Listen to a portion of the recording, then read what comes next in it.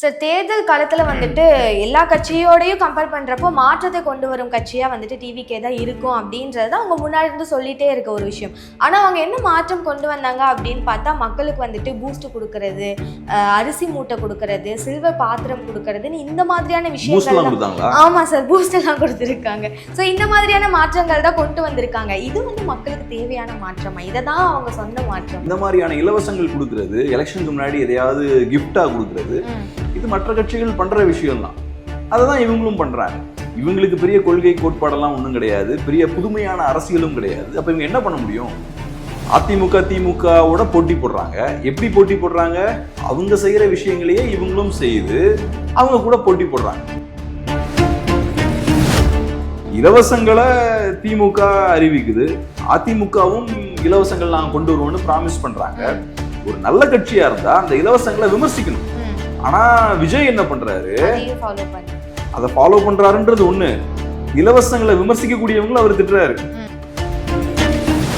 So அப்ப இவர் எப்படி இருக்காருன்னு பாருங்க. ஈவன் இந்த வேலையை அதிமுகவும் திமுகவும் பண்ண மாட்டாங்க. அதிமுக திமுகவை பொறுத்தளவுல இலவசங்களை கொடுத்துட்டு சத்தம் இல்லாம இருப்பாங்க. அதை டிஃபெண்ட் பண்ணி பேசுறதோ, அதை எதிர்க்கக்கூடியவங்களை எதிர்க்கிறதோ இதெல்லாம் பண்ண மாட்டாங்க. ஆனா விஜய் இதை பண்றாரு. அப்ப நீங்க யாருக்கு வேலை பாக்குறீங்க? அது விஜயெல்லாம் பொறுத்தளவுல இலவசங்களை தவிர வேற எதுவுமே இல்லை. அவரோட வாக்குறுதிகளை பார்க்கும்போது எல்லாமே ஏதோ ஒரு வகையில் இலவசமா தான் இருக்கு. அவர் ஏதோ இந்த திருமணமாக போற பெண்களுக்கு நகை கொடுப்பாராம், இந்த மாதிரி எல்லாமே கடன், எல்லாமே இலவசங்கள் சார்ந்துதான் இருக்கு. கொஞ்சமாவது காமன் சென்ஸ் இருக்க ஒரு இண்டிவிஜுவலா இருந்தா இதெல்லாம் எப்படி செய்ய முடியும்னு கேட்பாங்க. சும்மா வாய்க்கு வந்தது இப்படி அடிச்சு விடுங்களான்னு தான் கேட்பாங்க. ஸோ இப்போ இவர் பிரசாந்த் கிஷோர்லாம் பார்த்தீங்கன்னா கடைசியில் கண்டெஸ்ட் பண்ணல. கேட்டால் இல்லை நான் வந்து தொண்டர்களெல்லாம் கைட் பண்ணணும், கட்சியை வழி நடத்தணும் அப்படின்ற மாதிரி பேசிட்டு கடைசி நேரத்தில் ரிவர்ஸ் போயிட்டார். ஏன்னா பிரசாந்த் கிஷோர் தோத்தா நல்லா இருக்கு. அதில் ஊரில் இருக்கிற கட்சியெல்லாம் ஜெயிக்க வைக்கக்கூடிய பிரசாந்த் கிஷோருக்கு சுயமாக அவருனால ஜெயிக்க முடியலன்னா எல்லாம் கேலி பண்ணுவாங்கல்ல. ஸோ கடைசியில் பிரசாந்த் கிஷோர் சைலண்டாக வெளில போயிட்டார். அதே மாதிரி விஜயும் போட்டியிட மாட்டார் அப்படின்ற மாதிரி தான் பார்க்குறேன். எல்லாருமே பார்த்தீங்கன்னா ஒரு வகையில் நான் பார்த்தளவுல தாவேக்காவை பயன்படுத்த தான் செய்கிறாங்க. தாவேக்கா ஒரு புது கட்சி, புது கட்சிக்குள்ள நிறைய வாய்ப்புகள் இருக்கும்.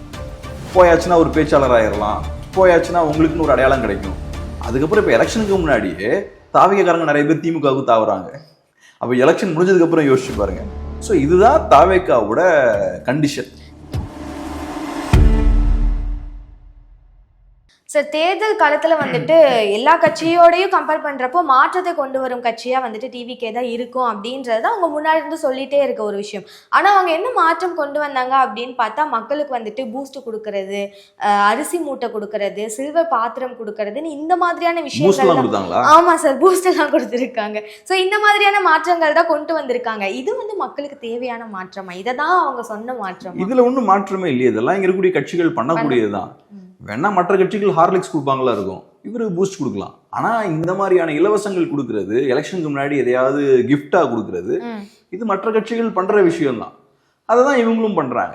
இவங்களுக்கு பெரிய கொள்கை கோட்பாடெல்லாம் ஒன்றும் கிடையாது, பெரிய புதுமையான அரசியலும் கிடையாது. அப்ப இவங்க என்ன பண்ண முடியும்? அதிமுக திமுகவோட போட்டி போடுறாங்க. எப்படி போட்டி போடுறாங்க? அவங்க செய்யற விஷயங்களையே இவங்களும் செய்து அவங்க கூட போட்டி போடுறாங்க.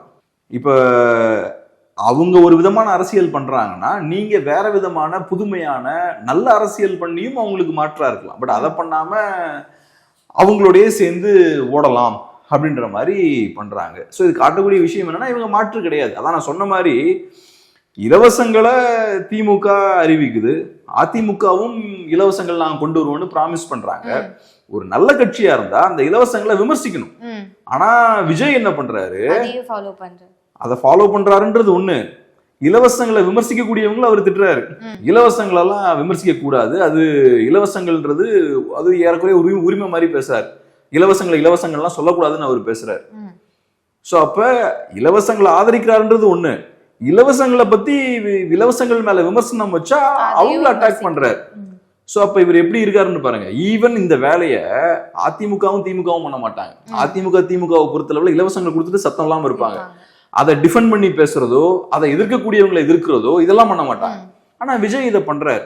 அப்ப நீங்க யாருக்கு வேலை பாக்குறீங்க? யாரை காப்பாத்துறீங்க? நீங்க இருக்கக்கூடிய திராவிட கட்சிகளை தான் நீங்க காப்பாத்துறீங்க. அப்ப நீங்க மாற்றலாம் கிடையாது. இருக்கக்கூடிய திராவிட கட்சிகளுக்கு நீங்க வேலை பார்த்துட்டு இருக்கீங்க. அவங்களுக்கு சாதகமா வேலை பார்க்குறீங்க. குறிப்பா உங்களோட அரசியலால திமுகவுக்கு தான் லாபம் இருக்கு. இப்போ நான் சொன்ன மாதிரி இப்போ எலெக்ஷன் கிட்ட வரும்போது பார்த்தோம்னா அந்த இஃப்தார் அந்த நிகழ்வுல தொப்பியெல்லாம் போட்டு போய் உட்கார்றாரு. உங்களுக்கு நிஜமாவே இஸ்லாமியர்கள் மேல அக்கறை இருக்கு, அதோட வெளிப்பாடா அதை பண்றீங்கன்னா எனக்கு புரிஞ்சுக்க முடியுது. ஆனா நீங்க இஸ்லாமியர்களுக்காக அவங்களோட எந்த பிரச்சனைக்கும் போய் நின்னது கிடையாது. ஆனா கரெக்டா அந்த நிகழ்வு வரும்போது, பண்டிகை வரும்போது ஒரு தொப்பியை மாட்டிட்டு போய் அங்க உட்கார்றது. இது யாரு பண்ணுவா? இங்க இருக்கிற ட்ரெடிஷனல் பொலிட்டிஷியன்ஸ் தான் பண்ணுவாங்க. இந்த மாதிரி ஒரு இஸ்லாமிய பண்டிகை வருதுன்னா போஸ்டர் அடிச்சுவாங்க, இப்படி கையை வச்சுக்கிட்டு போஸ்டர் அடிப்பாங்க. அப்புறம் ஒரு கிறிஸ்துவ பண்டிகை வருதுன்னா அதுக்கு விதமான ஒரு போஸ்டர் அடிப்பாங்க. ஒவ்வொரு பண்டிகைக்கும் இப்படி ஒவ்வொரு விஷயம் பண்றது. அவங்களுக்கு யார் மேலேயும் பெரிய அக்கறைலாம் ஒன்றும் கிடையாது, எல்லாத்தையும் யூஸ் பண்றது எலெக்ஷனுக்காக. அப்ப நீங்களும் அதே தானே பண்றீங்க. அப்ப நீங்க எந்த வகையிலையுமே வித்தியாசமா இல்ல. அது விஜயெல்லாம் பொறுத்தளவுல இலவசங்களை தவிர வேற எதுவுமே இல்லை. அவரோட வாக்குறுதிகளை பார்க்கும்போது எல்லாமே ஏதோ ஒரு வகையில இலவசமா தான் இருக்கு. அவர் ஏதோ இந்த திருமணமாக போற பெண்களுக்கு நகை கொடுப்பாராம், இந்த மாதிரி எல்லாமே கடன், எல்லாமே இலவசங்கள் சார்ந்துதான் இருக்கு. கொஞ்சமாவது காமன் சென்ஸ் இருக்க ஒரு இண்டிவிஜுவலா இருந்தா இதெல்லாம் எப்படி செய்ய முடியும்னு கேட்பாங்க. சும்மா வாய்க்கு வந்து இப்படி அடிச்சு விடுங்களான்னு தான் கேட்பாங்க. பட் அவங்களுக்கு அதெல்லாம் பத்தி கவலை இல்லை. நாங்க எதையாவது சொல்லுவோம், ஜெயிக்கணும். அப்புறம் கேட்டா நாங்க மாட்டுனா நீங்க என்ன மாற்று? சார், இன்னொரு பக்கம் வர நியூஸ் என்னன்னா, விஜய் அவர்கள் இந்த எலெக்ஷன் 2026 எலெக்ஷன்ல அவர் வந்துட்டு போட்டியிடவே போறதில்லை, அவர் வந்துட்டு ஒரு தொகுதியில் வந்துட்டு நிற்கவே போறதில்லைன்ற மாதிரி சொல்றாங்க.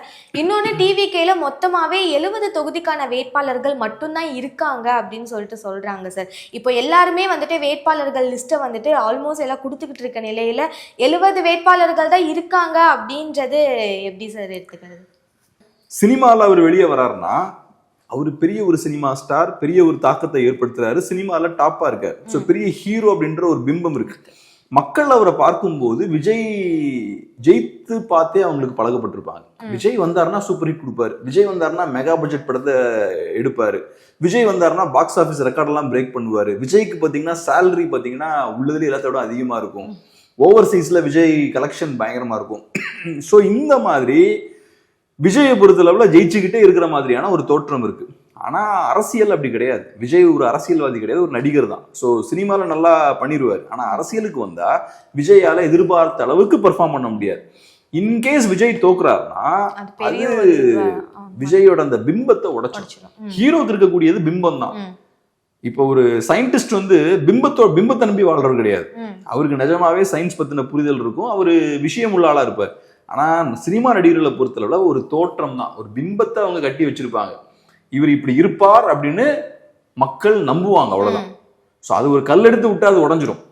அது ஒரு ரொம்ப ஒரு சின்ன ஃப்ரஜைலான ஒரு இமேஜ் தான். ஸோ அதனால விஜய் தைரியமா கண்டெஸ்ட் பண்ணி அந்த தோல்வி அவரால் ஃபேஸ் பண்ண முடியுமான்னு எனக்கு தெரியல. தோக்கிறத விரும்ப மாட்டார். ஸோ இப்போ இவர் பிரசாந்த் கிஷோர்லாம் பார்த்தீங்கன்னா கடைசியில் கண்டெஸ்ட் பண்ணல. கேட்டா இல்லை நான் வந்து தொண்டர்களெல்லாம் கைட் பண்ணணும், கட்சியை வழி நடத்தணும் அப்படின்ற மாதிரி பேசிட்டு கடைசி நேரத்தில் ரிவர்ஸ் போயிட்டார். ஏன்னா பிரசாந்த் கிஷோர் தோத்தா நல்லா இருக்காது இல்ல. ஊர்ல இருக்கிற கட்சியெல்லாம் ஜெயிக்க வைக்கக்கூடிய பிரசாந்த் கிஷோருக்கு சுயமா அவருனால ஜெயிக்க முடியலன்னா எல்லாம் கேலி பண்ணுவாங்கல்ல. ஸோ கடைசியில் பிரசாந்த் கிஷோர் சைலண்டா வெளில போயிட்டார். அதே மாதிரி விஜயும் போட்டியிட மாட்டார் அப்படின்ற மாதிரி தான் பாக்குறேன் நான். எனக்கு என்னமோ தாவேக்காவை பொறுத்தளவுல வேட்பாளர்கள் போட்டுருவாங்கன்னு நான் பாக்குறேன். அதுல எதுவும் பெரிய சிக்கல் இருக்காதுன்னு நினைக்கிறேன். ஏன்னா இப்ப சில நாட்களுக்கு முன்னாடி ஒரு நியூஸ் பார்த்தேன் பேப்பர்ல, தாவேக்கா கட்சியை பொறுத்தளவுல யாருக்கெல்லாம் பணம் இருக்கோ அவங்களுக்கு தான் வாய்ப்பு அப்படின்ற ஒரு சூழல் தான் இருக்கு அப்படின்ற மாதிரி ஒரு நியூஸ் போட்டிருந்தாங்க. கட்சி மேல இருந்து பணத்தை இறக்குறதா இல்லை அப்படின்னு ஒரு நியூஸ் பார்த்தேன். இது யதார்த்தமான ஒரு விஷயம் தான். திமுக அதிமுக மாதிரி தாவேக்காவால பெரிய அளவுல பணத்தை கீழே இறக்க முடியாது. திமுக அதிமுக எல்லாம் பெரிய நிறுவனங்கள் மாதிரி, அவங்கெல்லாம் பெரிய பணபலம் இருக்கக்கூடிய கட்சிகள். அவங்கனால மேல இருந்தும் பணத்தை இறக்க முடியும், கீழே வேட்பாளர்களும் பணத்தை இறக்குவாங்க, அந்த விஷயம்லாம் பண்ணுவாங்க. தாவேக்காவால் அந்த மாதிரி பண்ண முடியாது. ஸோ அப்போ நேச்சுரலாக அவங்க என்ன பண்ணுவாங்க, கொஞ்சம் செல்வாக்கு படைத்தவர்கள், நல்ல பணபலம் இருக்கவங்களுக்கு தான் வாய்ப்பு அவங்க கொடுப்பாங்க. ஸோ ஏதோ ஒரு வகையில் ஒவ்வொரு தொகுதியிலையும் விளம்பரம் தேடக்கூடிய ஆட்கள் கொஞ்சம் பேர் இருப்பாங்க. பணம் நல்லா கையில் வச்சுக்கிட்டு ஏதாவது ஒன்று பண்ணணும், கொஞ்சம் அரசியலில் ஒரு கால் எடுத்து வைக்கணும் அப்படின்ற ஆசையோடு இருப்பாங்க. இந்த மாதிரி ஆட்களுக்கு திமுக அதிமுகக்குள்ள போக முடியாது. அங்க ஏற்கனவே போட்டி அதிகமா இருக்கும். இவங்க போனாங்கன்னா வாய்ப்பு எதுவும் கிடைக்காது. இவங்களை விட மிகப்பெரிய பணக்காரர்களும் அங்க இருப்பாங்க. ஸோ இவங்களுக்கு எல்லாம் பாத்தீங்கன்னா அரசியல்ல முதல் அடி எடுத்து வைக்கிறதுக்கு தாவேக்கா மாதிரியான ஒரு கட்சி உபயோகமா இருக்கும். ஸோ தாவேக்கால போய் எலெக்ஷன்ல கண்டெஸ்ட் பண்ணி ஒரு சீட்டை வாங்கிட்டு ஒரு 1 கோடி 2 கோடியை இன்வெஸ்ட் பண்ணிட்டு ஃபர்ஸ்ட் அதை பண்ணியாச்சாலே உங்களுக்கு நேம் கிடைச்சிடும். ஸோ அரசியல்ல அவங்களுக்கும் ஒரு அடையாளம், ஒரு அங்கீகாரம் கிடைக்கும். ஸோ அதுக்காக யூஸ் பண்றதுக்கு நிறைய பேர் இருக்காங்க. எல்லாருமே பார்த்தீங்கன்னா ஒரு வகையில நான் பார்த்த அளவில் தாவேக்காவை பயன்படுத்த தான் செய்யறாங்க. தாவேக்கா ஒரு புது கட்சிக்குள்ள நிறைய வாய்ப்புகள் இருக்கும். போயாச்சுன்னா ஒரு பேச்சாளர் ஆயிடலாம், போயாச்சுன்னா உங்களுக்குன்னு ஒரு அடையாளம் கிடைக்கும். அதுக்கப்புறம் இப்போ எலெக்ஷனுக்கு முன்னாடியே தாவேக்காரங்க நிறைய பேர் திமுகவுக்கு தாவுறாங்க.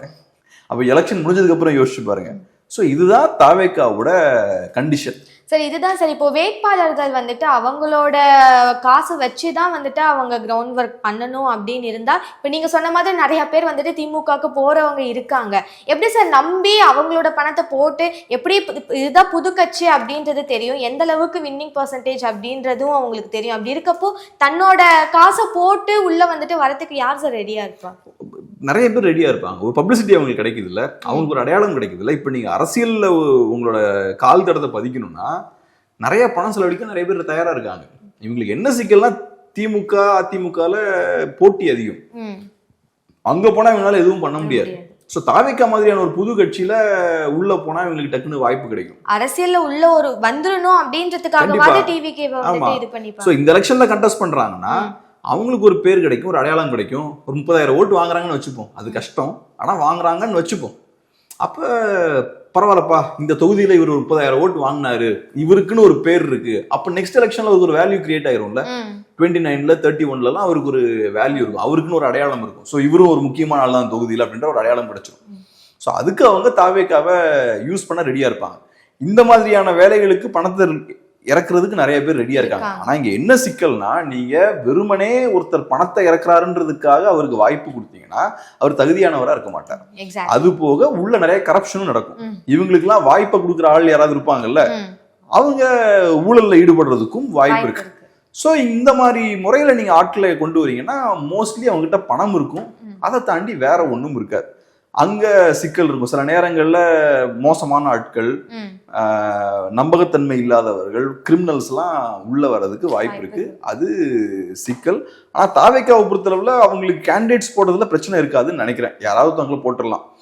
அந்த கட்சியை பொறுத்தளவுல கேண்டிடேட்ஸை நம்பிலாம் அந்த கட்சி கிடையாது. அந்த கட்சி விஜயை நம்பி தான் இருக்கு. ஸோ விஜய்ன்ற மூஞ்ச காட்டி தான் அவங்க வாக்கு வாங்க போறாங்க. ஸோ கீழே கொஞ்சம் பணம் செலவழிக்க தெரிஞ்ச ஆட்களுக்கு வாய்ப்பு கொடுப்பாங்க. ஏன்னா கொஞ்சம் பணம் செலவழிச்சாதான் எலெக்ஷன் டைம்ல ஏதாவது கொஞ்சம் வேலை நடக்கும். ஒரு 4 இடத்துல மைக்கெல்லாம் மாட்டிட்டு அங்கங்க போயிட்டு இருந்தாதான் ஒரு எஃபெக்ட் கிரியேட் பண்ண முடியும்.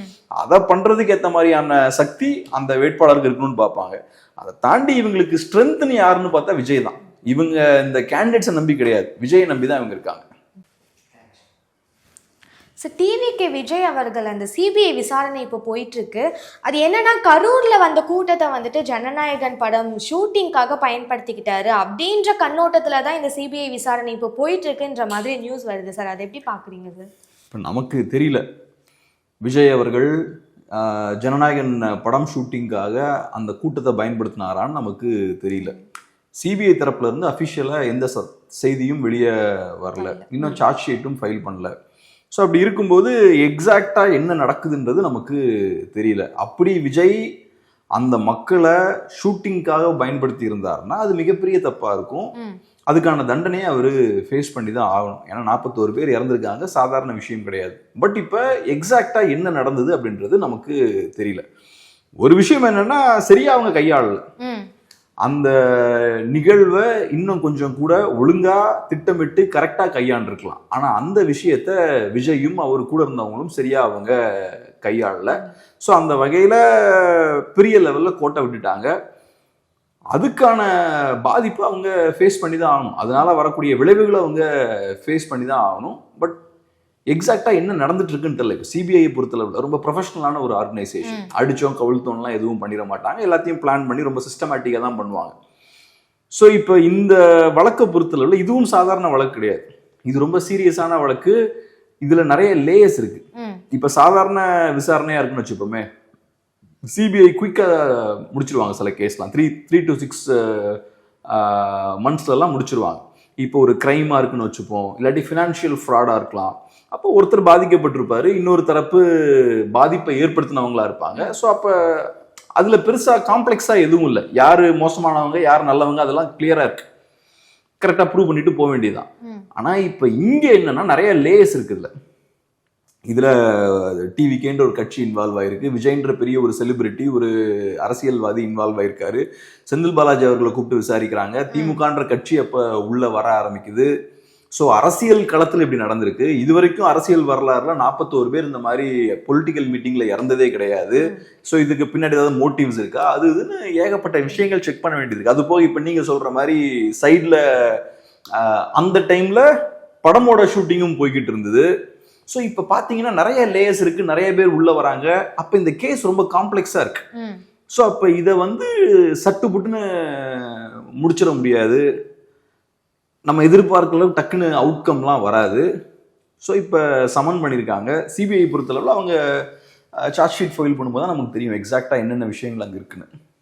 சார், விஜய் டெலீட் பண்ணிட்டாரா அப்படின்னு சொல்லிட்டு ஒரு சில ஃபுட்டேஜஸ் அண்ட் இமேஜஸ் வந்துட்டு இப்போ லீக் பண்ணிக்கிட்டு இருக்காங்க சார். சிபிஐ விசாரணையில் இருக்கிறப்போ அதெல்லாம் ரொம்பவே கான்ஃபிடென்ஷியலாக இருக்கும். அப்படி இருக்கப்போ இந்த மாதிரியான இமேஜஸ் ஃபுட்டேஜஸ்லாம் லீக் பண்ணுறது வந்துட்டு அன்எத்திக்கலாக இருக்குதானே சார்? இப்போ எனக்கு தெரியல, இப்போ அது லீக்ட் இமேஜஸா இல்லைனா ஏஐ ஜென்ரேட்டட் இமேஜஸா என்னன்னு எனக்கு தெரியல. ஏதோ கொஞ்சம் ஃபோட்டோஸை எல்லாரும் எடுத்து ஷேர் பண்ணிட்டு இருக்காங்க. இப்போ நம்மளை பொறுத்தளவில் இந்த வழக்கோட முடிவு எப்படி இருக்கு அப்படின்றத நம்ம தெரிஞ்சுக்கணும், நம்ம வெயிட் பண்ணி தான் பார்க்கணும்.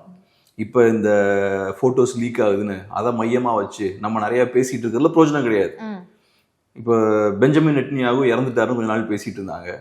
நேற்று பார்த்தா ஒரு ப்ரெஸ் மீட் வந்து கொடுத்துட்டு போறாரு. ஸோ அப்போ 2 வாரம் பேசிக்கிட்டே இருந்தாங்க. கேட்டா இது ஏஐ வீடியோ, இதுல உண்மை இருக்க வாய்ப்பு இல்லை, அப்படி இப்படின்னு பேசிக்கிட்டே இருந்தாங்க. பெஞ்சமின் நெட்டன்யாகு இறந்துட்டாரு, கண்டிப்பா ஏமாத்திட்டு இருக்காங்கலாம். பார்த்தா அவர் ப்ரெஸ் மீட்டுக்கு வந்துட்டார்.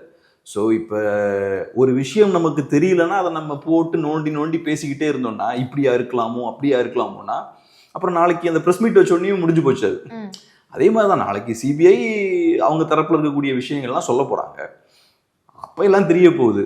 அது நமக்கு அந்த இடத்துக்கு போகாம ஏதோ சில போட்டோஸ் லீக் ஆகுது, இல்லைன்னா வேணும்னே லீக் பண்ணப்பட்டுதா, இல்ல சில பேர் வேணும்னே அதை ஃபேக்கா கிரியேட் பண்ணிருக்காங்க, அதெல்லாம் நமக்கு தெரியல. அதை வச்சு ஏதோ கொஞ்சம் யூடியூபர்ஸ்லாம் டிஸ்கஸ் பண்ணிட்டு இருக்காங்க, இல்லைனா சில பத்திரிகையாளர்கள் பண்றாங்கன்னு நினைக்கிறேன், தெரியல. அதை பேஸ் பண்ணி நம்ம டிஸ்கஸ் பண்ணோம், நம்ம டைம் தானே வேஸ்ட். ஸோ அதனால நம்ம வெயிட் பண்றது பெட்டர்னு நினைக்கிறேன். பார்ப்போம் சார் என்ன நடக்குது அப்படின்றத பார்க்கலாம். ரொம்ப நன்றி சார். நன்றி.